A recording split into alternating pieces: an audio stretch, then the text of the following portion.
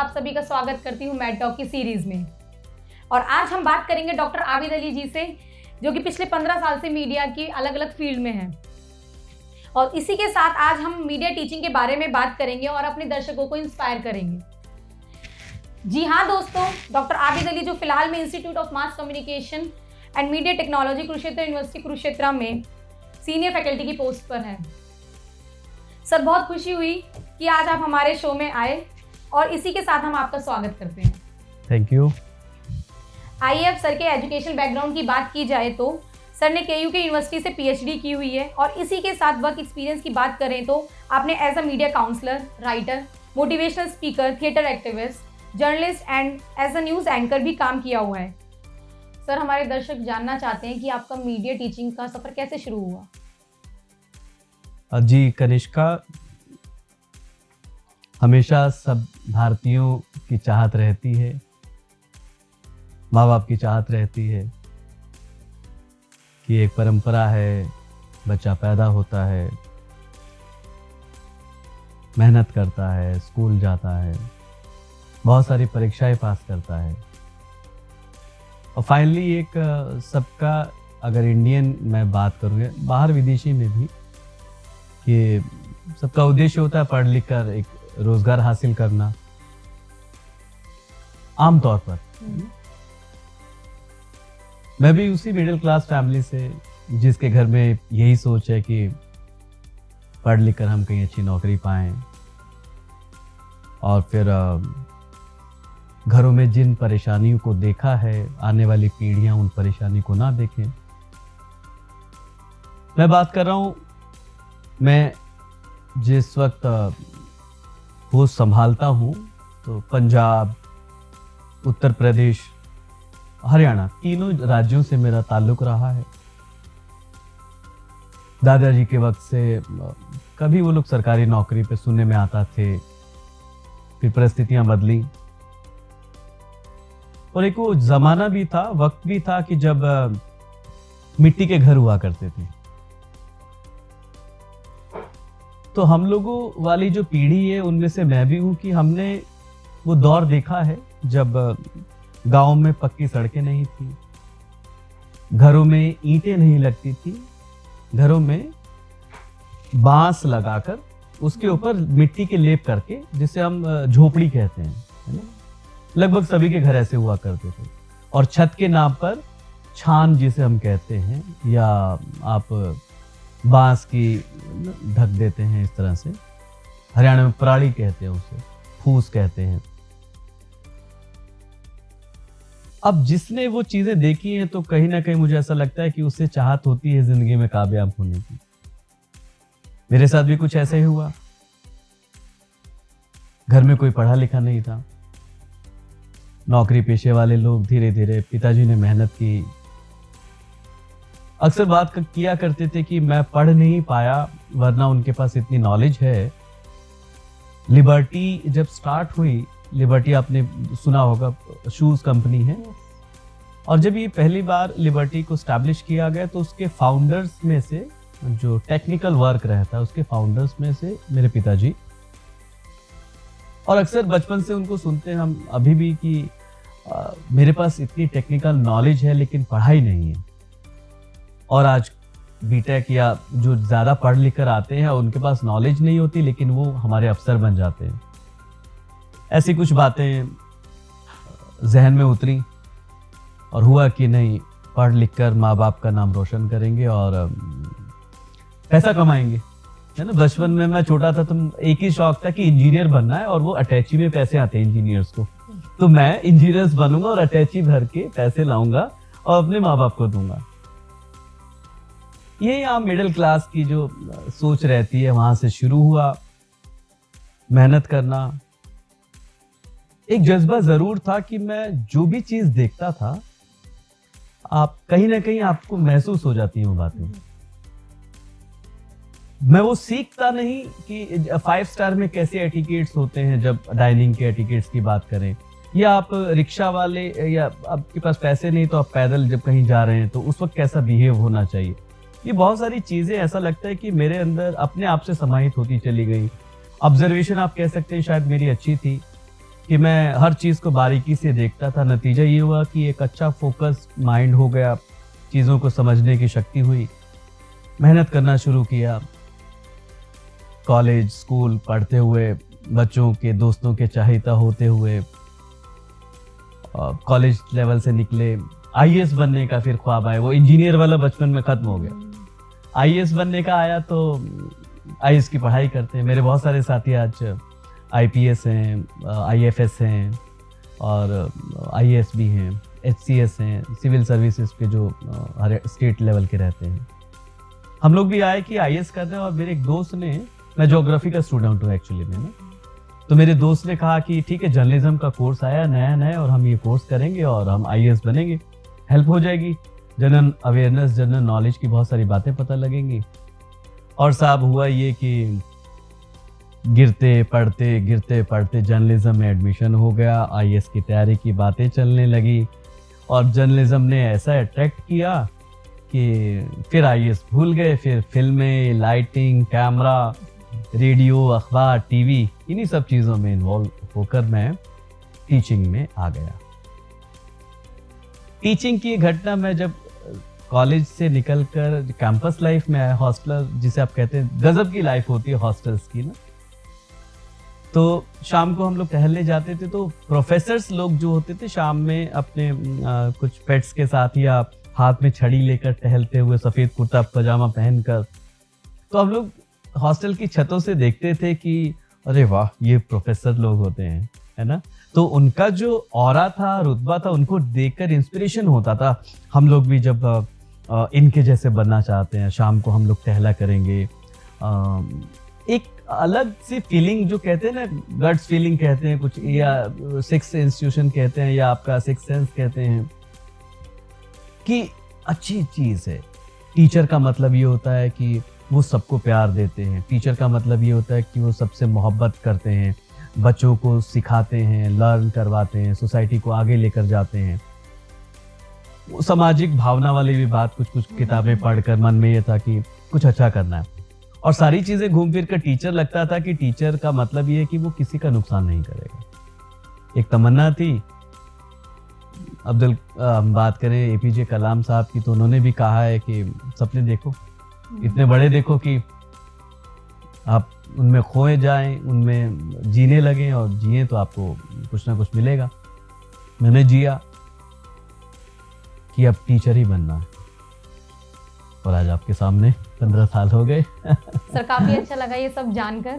तो इसी के साथ मैं अगले प्रश्न की ओर बढ़ती हूँ। सर, मीडिया एजुकेशन के लिए किस तरह से टीचिंग पेडागोजी का यूज़ हो रहा है, तो आप इसके बारे में क्या बताना चाहेंगे दर्शकों को? कनिष्का, मीडिया टीचिंग की अगर बात करें तो करीबन आप देखें कि 101 साल का सफ़र है ना। पूरा मीडिया की बात करें तो 200-250 साल का सफ़र है, लेकिन मीडिया टीचिंग की बात करें तो 101 साल का सफ़र नज़र आता है। 1920 के आसपास मीडिया एजुकेशन स्टार्ट होती है। अच्छा, मीडिया एजुकेशन में, क्योंकि इसे हम प्रोफेशनल के नाम से जानते हैं, पहले जो पारंपरिक और प्रोफेशनल कोर्सेज थे, उसमें जैसे साइंस के कोर्सेज हैं, वहाँ एक लैब होती है, केमिकल्स होते हैं, इंस्ट्रूमेंट्स होते हैं, और पारंपरिक जो दूसरी चीज़ें हैं वहाँ क्लासरूम होता है, थ्योरेटिकल होता है, और लाइब्रेरी होती है। अब मीडिया वाला जो कोर्स निकल कर आया, तो मीडिया वाले कोर्स में शुरुआती दौर में इसे साहित्य से संबंधित समझा गया, जैसे हिंदी में पत्रकारिता पढ़ाई जाती है। नतीजतन शुरुआती दौर से ही मीडिया का जो ज़्यादा रुझान पत्रकारिता और एक थियोरेटिकल फ्रेमवर्क की तरफ रहा, तो इसका कहीं ना कहीं एक जो डेमो या एक जो स्ट्रक्चर ऑफ आपका सेटअप कहते हैं, किसी कोर्स का डिज़ाइन कहते हैं, उसमें क्लास टीचिंग, प्रैक्टिकल या उस तरह की बहुत सारी चीज़ें बाकी आम कोर्सों की तरह रही। धीरे धीरे अब फिर देखेंगे, अब जाकर कुछ थोड़ा सा बदलाव नज़र आता है कि हम थियोरेटिकल बात करते हुए प्रैक्टिकल की भी बात करते हैं, और लैब्स के नाम पर जिस तरह से हम लोग प्रोडक्शन की बात करते हैं, कुछ चीज़ें बदलाव तो हुई हैं, लेकिन अभी भी मुझे लगता है कि ट्रेडिशनल कोर्स से हटकर मीडिया के कोर्स को देखने की ज़रूरत है। जैसे इसमें जो टीचिंग का पूरा जो स्टाइल है वो फील्ड बेस्ड नज़र आता है ना। आपको फील्ड पर लाइव रिपोर्टिंग करनी है, आपको डॉक्यूमेंट्री शूट करनी है, तो आपका इस तरह का एक कोर्स डिज़ाइन होने की, अभी उस तरह की रिफॉर्म होने की अभी ज़रूरत नज़र आती है कि हम जो पैडागोजी है, जिस तरह की जो टेक्निक्स हैं, वो क्या इस्तेमाल करें। क्लास में भी जो क्लस्टर सिटिंग्स हैं, जैसे कि हमारे सामने टीचर बैठा होता है और सामने स्टूडेंट्स फेस टू फेस होते हैं, बट अभी देखेंगे कि जर्नलिज्म में या और जो नए स्टैंडर्ड्स हैं जिसमें हम राउंड टेबल सिटिंग की बात करते हैं, सेमी या कॉन्फ्रेंस हॉल सिटिंग की बात करते हैं, तो सिटिंग अरेंजमेंट्स को लेकर, फिर टीचिंग में रोल प्ले एक जो शब्द आ गया आजकल का, कि हम प्ले करवा के बच्चों को, जैसे इस वक्त हम आपसे बात कर रहे हैं, तो इसी तरह का एक डेमो देकर, डेमो सेटअप्स लगाकर, इन टीचिंग पैडागोजी में कुछ इस तरह के चेंजेस या इनपुट्स की ज़रूरत है। खास तौर से मीडिया के लिए एक स्पेशल ट्रीटमेंट देने की ज़रूरत है। मीडिया एजुकेशन के सिलेबस को, मीडिया एजुकेशन की टीचिंग को हम लोग जनरली नेट पीएचडी कर आ जाते हैं और अपने एक्सपीरियंस की बस पर सिलेबस को पढ़ाना शुरू कर देते हैं, जबकि ये पूरा फील्ड जो है वो एक्सपेरिमेंट का है, लर्निंग, जिसमें एडगर डेल का कौन है। एडगर डेल कहते हैं कि आप 100% तब जानते हैं, तब सीखते हैं, जब आप उसे देख, सुन, समझ, लिख, पढ़ने के बाद खुद करके दूसरे को डेमो दिखाते हैं, है ना। तो इस तरह से बहुत सारे अलग अलग कंसेप्ट्स को, मॉडल्स को और टीचिंग पैडागोजी के जो टूल्स, टेक्निक्स को मीडिया में इम्प्लीमेंट करने के बाद उसे नए तरीके से पेश करने की ज़रूरत मुझे नज़र आती है। ओके जी सर, जो अदर स्ट्रीम के स्टूडेंट्स आते हैं तो उनके साथ आपका कैसा अनुभव रहता है मीडिया लाइफ? ये थोड़ा सा टेंशन वाला सवाल है। मीडिया जब स्टार्ट हुई, मीडिया एजुकेशन की जब प्रोसेस स्टार्ट हुआ, तो बहुत सारे हमारे जो साथी हैं वो अदर स्ट्रीम से आते हैं।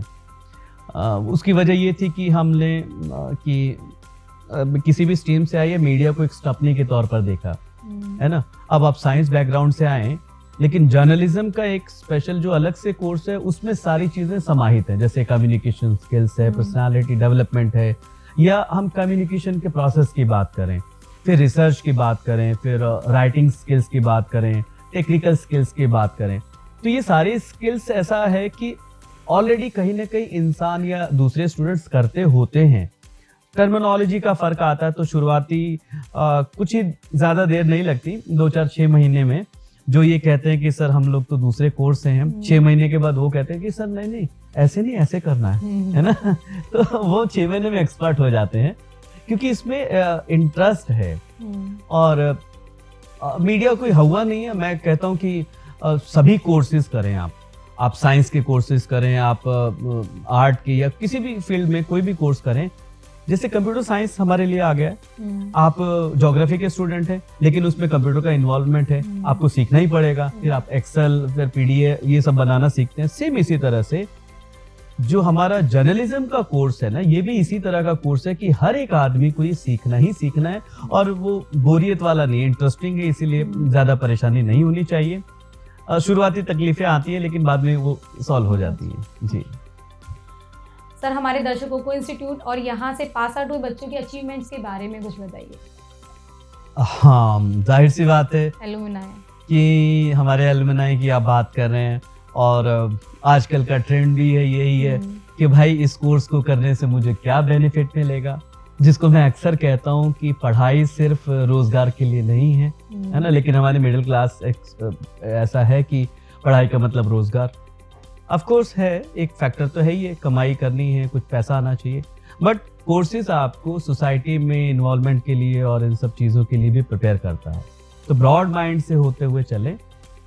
और रहेगी एलुमनाई की बात, तो आप देखिए 2006 से पहले इंस्टीट्यूट ऑफ मास कम्युनिकेशन में डिपार्टमेंट था, उसके बाद 2006 से लेकर अब 22 होने को है, और इतने सालों में हमारे यहाँ से करीबन 10 कोर्सेज का एक बुके है, और धीरे धीरे कुछ ऐड होता है, कुछ आगे पीछे हुआ है, और उसमें हर साल मान के ये हम अंदाज़ा एक लगता है कि डिस्टेंस के एजुकेशन और सबको दोनों मिला लें तो करीबन 1000 से 1500 लोग हमारे यहाँ से इंटरेक्ट होते हैं डायरेक्टली।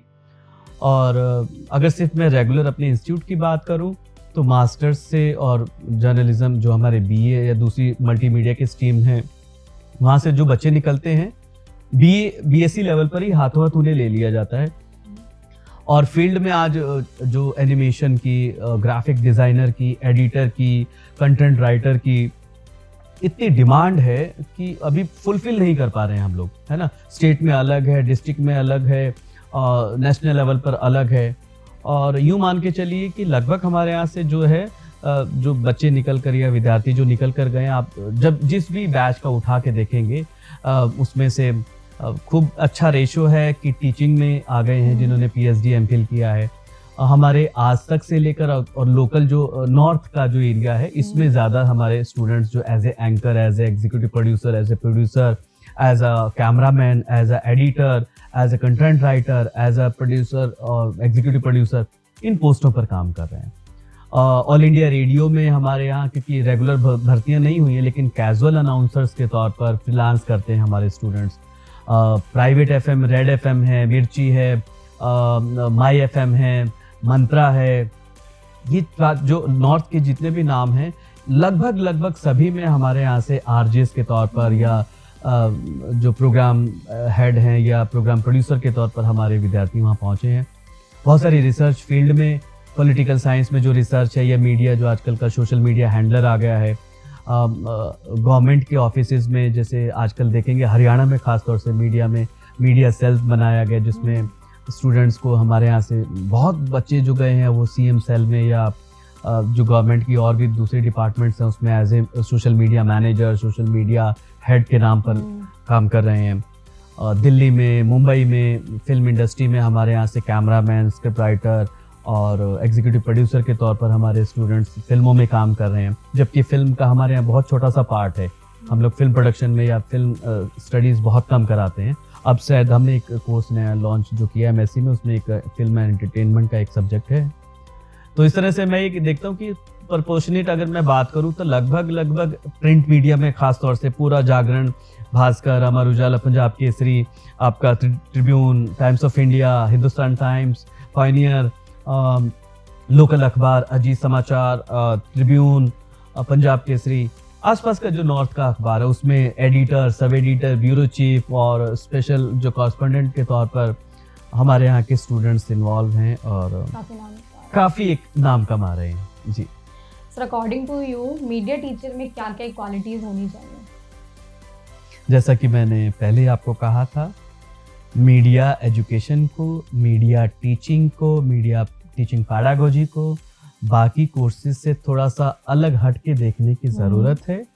तो उसी तरीके से मीडिया टीचर में भी, यूँ तो हर एक टीचर में वाक्पटुता या जिसे हम कहें कि उनके अंदर कम्युनिकेशन स्किल्स होना चाहिए, उनकी पर्सनालिटी में वो चीज़ें होनी चाहिए कि सामने वाले को हम बता पाएँ, इन्फ्लुएंस कर पाएँ, मोटिवेशनल उसमें हर एक टीचर में होना ही चाहिए, वो जो बेसिक सी चीज़ें। लेकिन ख़ास तौर से जब मीडिया टीचर की बात करें तो मीडिया टीचर में मुझे ऐसा लगता है कि आप देखेंगे कि technical skills, presentation skills, teaching skills, communication skills, writing skills, research skills, है ना, और आपका IT स्किल्स, ये लगभग सबसे ज़्यादा चैलेंजिंग मीडिया टीचर के लिए होता है, क्योंकि उसे हर दिन अपडेट होना है।